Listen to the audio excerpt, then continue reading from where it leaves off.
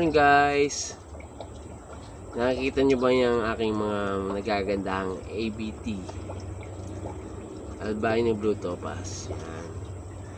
Bago kong alaga, pinapadami ko sila. Yan. Pero hindi yan ang ating topic sa araw na to. Ang topic natin ay ang mga snail na yan. Pakita ko sa inyo kung paano ko pinapadami yung snail na yan. Maganda siya dito sa ating mga tank cleaner. Ayan. Ang bilis lang nilang dumami. Ayan.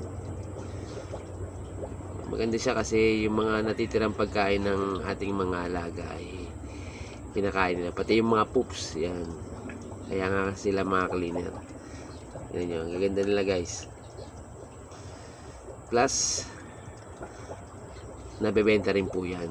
At saka yung iba niyan pinapakain ko sa aking mga ARC. Kaya kailangan ko yan, pinapadami ko sila. Yan. Sa mga tank dumadami rin sila eh.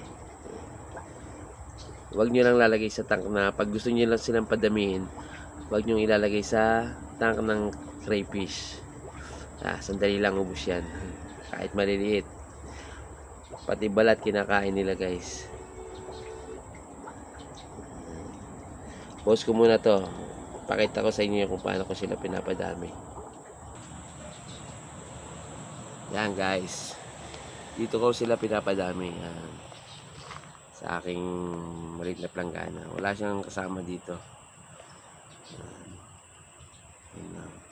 Manilig ako yung isang isda dito para sa kitikiti, kaso namatay na. Mamaya lalagyan ko ulit siya ng kahit isang isda lang para hindi tubuan ng kitikiti.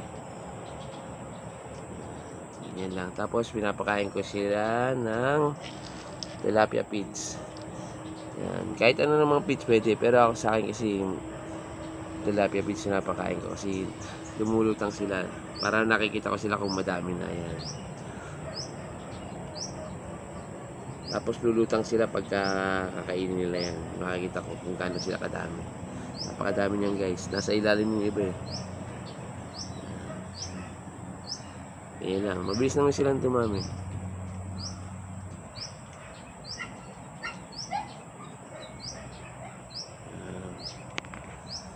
Salamat guys. Like and share, subscribe. Resaris Aquatics. Salamat po.